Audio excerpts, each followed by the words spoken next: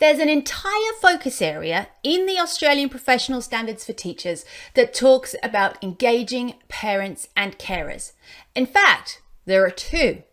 Did you know that recent research suggests that 80% of leadership teams believe that it is everybody on staff's responsibility to foster those relationships? It also shows that only 10% of educators have ever received any professional learning on how to do that. So you are not alone if you're feeling confused, a little intimidated, nervous, and genuinely don't know how to build those relationships effectively to have a positive impact on your students. Tune in to hear more about how you can solve that problem. Hi, I'm Selena Woodward and I'm an English and drama teacher, university lecturer, and with edufolios.org, a big-time reflective practitioner. So how can reflective practice help you grow your teaching skills, fall in love with your profession all over again, and help you nail accreditation and teacher registration with less stress and less work? Well, this is the Reflective Teacher Podcast. Welcome back. As always, I am your host, Selena Woodward, teacher accreditation coach and mentor. Welcome to the Reflective Teacher Podcast. Before we get into today's episode, I want to say a quick thank you to every single one of you who commented on last week's episode's video here on our YouTube channel. Thank you for every comment, every link that you shared that has contributed to building a huge recipe list of places to connect for your personal learning network. If you haven't done that yet, head to edufolios.org/YT to find our YouTube channel, hit subscribe, and then comment and share who you like and follow in all of the social media networks so we can all benefit from that. I also want to say a huge hi there to every Edufolios subscriber. Watch your email inbox over the coming weeks because Edufolios is about to get a makeover. You, my friends, are all about to receive a brand new user interface and evidence creation tool. It's coming. It's huge. And I will be live in our Edufolios Teacher Portfolio Bootcamp running live workshops for free. So head to edufolios.org/bootcamp if you want to hang out with me, check out the new Edufolios and all that it has to offer. Okay, now, today I have been doing some research over the last couple of weeks into parent and carer communication. How can we tackle standard 7.3 and standard 6.3? How can we tackle those focus areas so that we know that when we're writing about our relationship with carers and parents, we can measure impact? It's a big question. It comes up a lot, particularly for those of you who are relief teachers.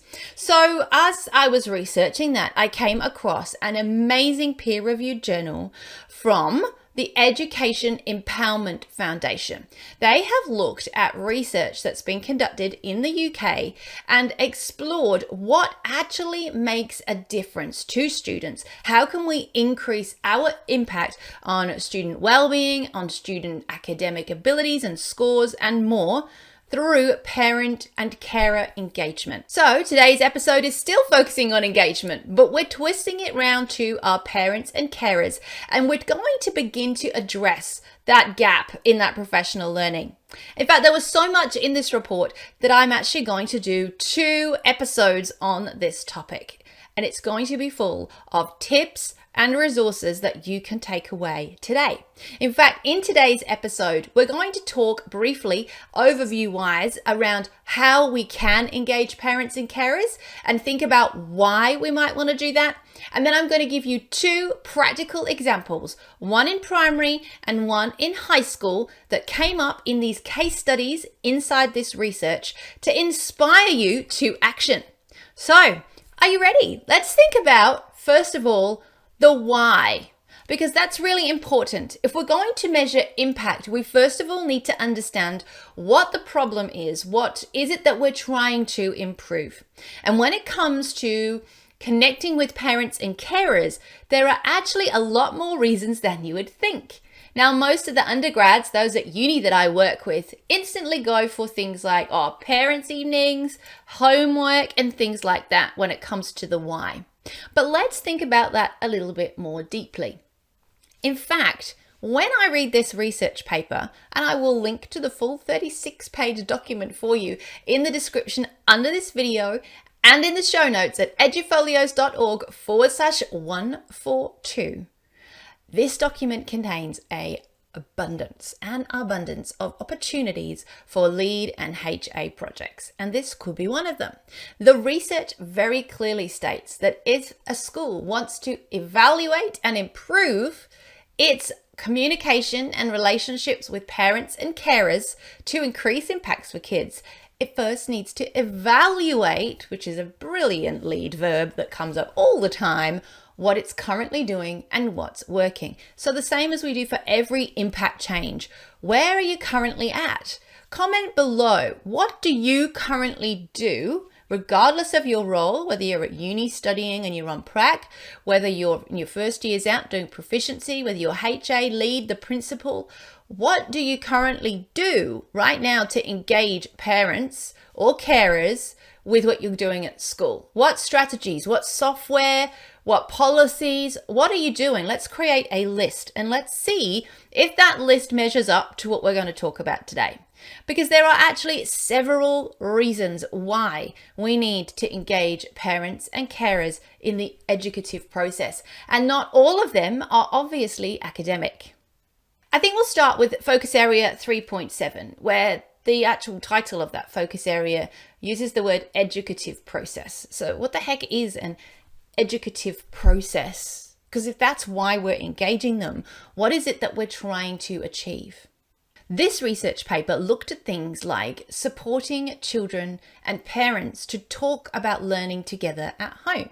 It talked about supporting parents to set up environments at home that would enable their older children to study and understand how to help them stay focused and study, when to take breaks, for example. It talked about communicating with parents to improve attendance. How many of you work at a site where attendance is an issue? So those relationships with parents and carers are really important if we want to increase our attendance figures. And of course, it's really hard to have an impact on a kid if they're not rocking up to your lessons, if they're not present in the learning itself. There's also the idea of educative involvement with parents and carers, because you want to safeguard those kids. There are sometimes scenarios where having a relationship with mom and dad, whether they've separated or not, or having a relationship with extended family members, is actually about safeguarding those kids. That gets really complicated and is a little bit different in the UK. So when you read the paper, you'll be intrigued, I am sure, about how that is handled. But that is another reason for this relationship with parents and carers, safeguarding our students. The fourth one in the paper is not quite so obvious when it comes to the educative process language, but it is a part of the educative process, because part of an educative process is relationships. And yes, you're building relationships with your kids, but if you can build a strong relationship of trust and respect with their carers, with their parents, then that opens up a whole world of information for you. If you can build a great relationship with parents where you're sharing stories of what's going on at home as well as school around learning, around social emotional literacy, then you are going to get some real gold that's going to really help you to empower your practice to increase your impact on your students. So although it's not directly linked to a score on a report card, if you can build a relationship of respect and trust, you are going to get more information from that carer or that parent to help you make a bigger impact. And of course, then there's the Parent-Teacher Association angle. Obviously, parents are here to support you You can have parents come when COVID's not around into the classroom and help with reading, help with prep, building that community. Parent teacher associations are fundraising, working with them to help them feel like they are part of the community and in a way that actually impacts resourcing, impacts time management, and things that you can take back and use to input into your curriculum. So there's lots of different ways there. So there's lots of different things there. There's involving the parents in actual learning at home with their kids or supporting their kid to learn and grow.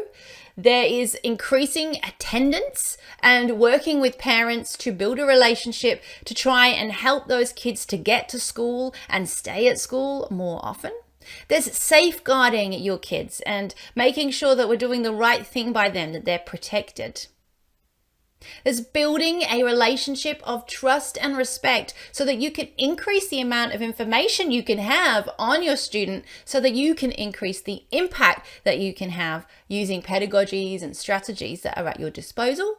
And then there is, of course, the PTA angle of building a relationship with parents and carers so that they can come into school when COVID allows and support you, whether that be through time or fundraising, but bringing in more resources to help you.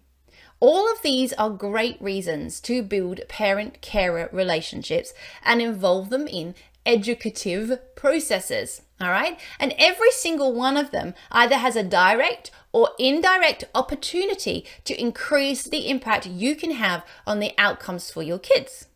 So, what did the research show us? What were the stories in the research that were shared, the programs that were happening in the UK that could inspire some action for you right now? Now, I'm going to break this down, these examples, into primary examples and secondary examples. And we're going to start with you, my primary school friends. Now, those of you doing HA and lead, I want you to really pay attention to this. I want you to think about what I've already said, these 5 different ways that we engage parents and carers. Are you already seeing some opportunities here to run some professional developments for your early career teachers, to have a conversation in a working party, to run a project where you evaluate what your parents actually want to be involved in and how you're creating these opportunities? As I share these case studies, there is an opportunity for you to go, perfect, I'm going to use that. I encourage you to do just that. So comment below this video what's already coming up for you and what kind of actions could you be taking right now at your site that would show you helping colleagues or developing policy or procedure in this area.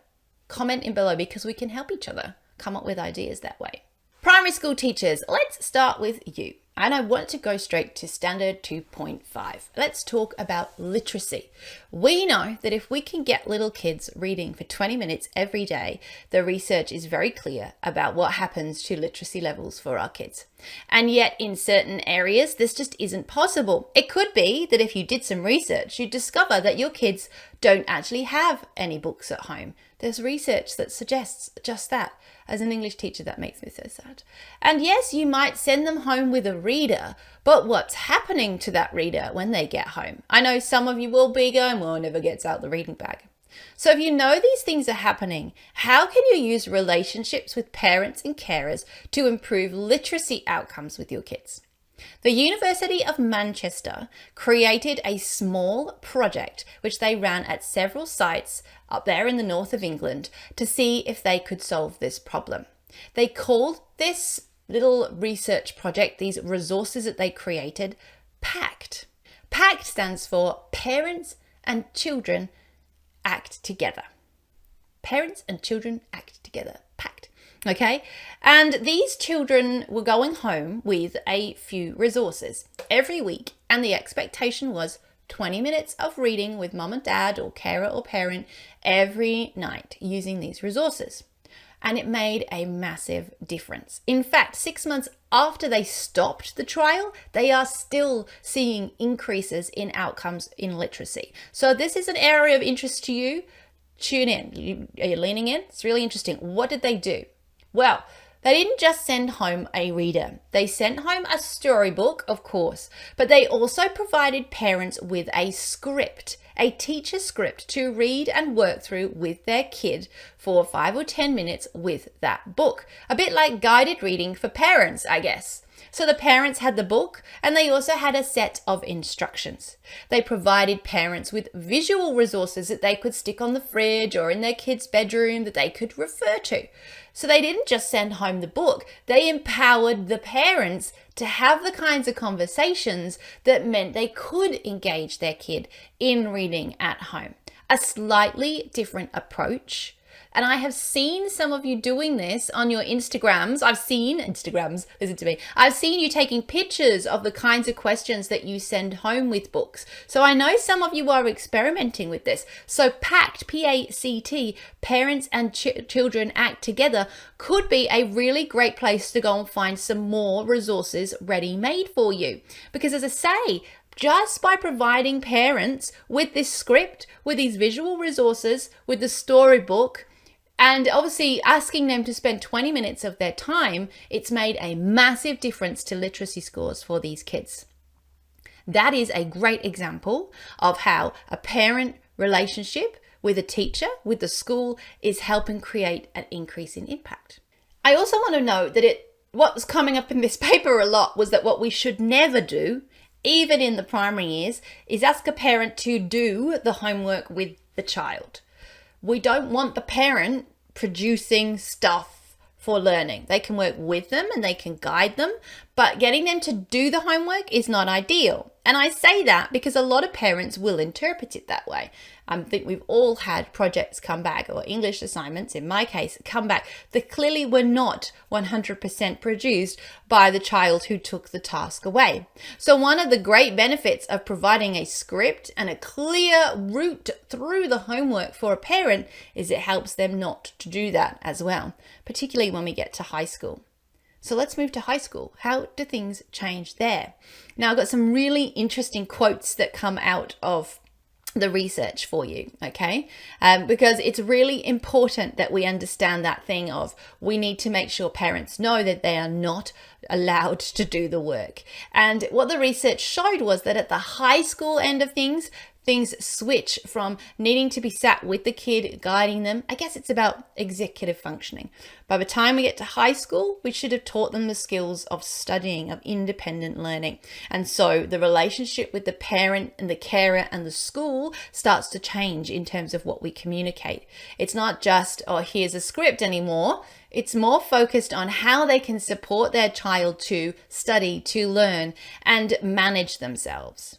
So what it says in the research is this: as children get older, parental encouragement for and interest in their children's learning is more important than direct involvement. So what parents are saying is they want to be encouraging their kids, they want to be interested in their kids, which means they need to know what's going on and what they're learning.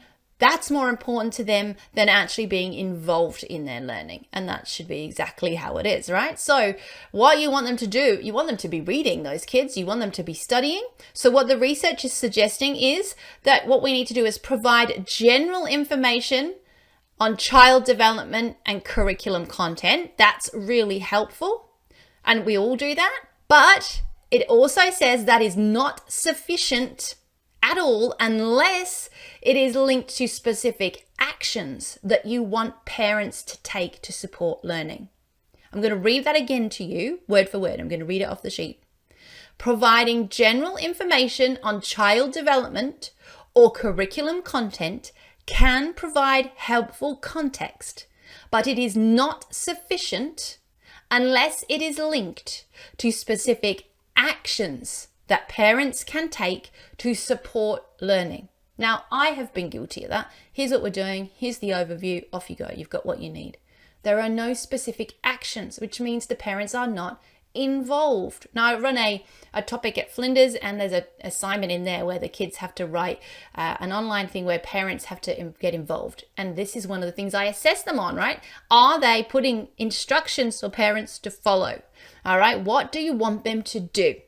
All right, so it's really, really clear. You can't just give them information with no directive. Isn't that interesting? All right, so let's talk about one study that came out that used text messages. And I think this is really interesting on a number of levels.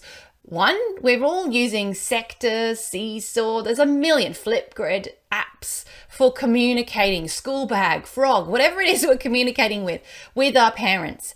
And yet, if we look at the numbers, that's not always the highest engagement point. What they did in the UK in this small research study, well, I say small, but there were 15,000 students involved, all right, and their respective parents and carers, was use simple text messages. They actually sent one text message a week over a year, which is 30 text messages.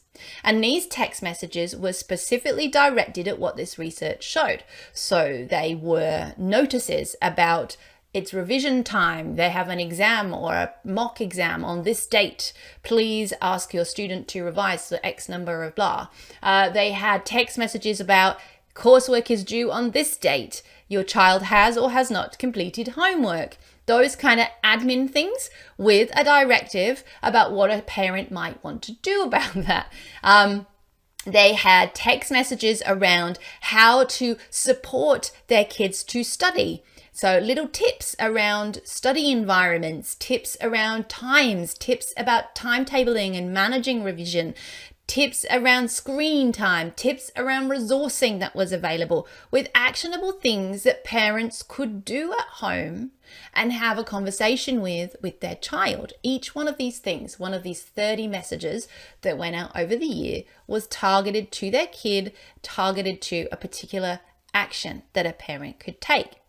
Now, what I found really interesting as a kind of an aside, but really, really interesting if you want to get into this at a lead level in a project sense, is who was mostly impacted by this engagement. It kind of makes me sad as a woman that this is still the case, but what the research actually showed was that when we sign up to school and we fill in all the paperwork, usually parent or carer number one is mom, and parent or carer number two is dad. That's how the paperwork goes.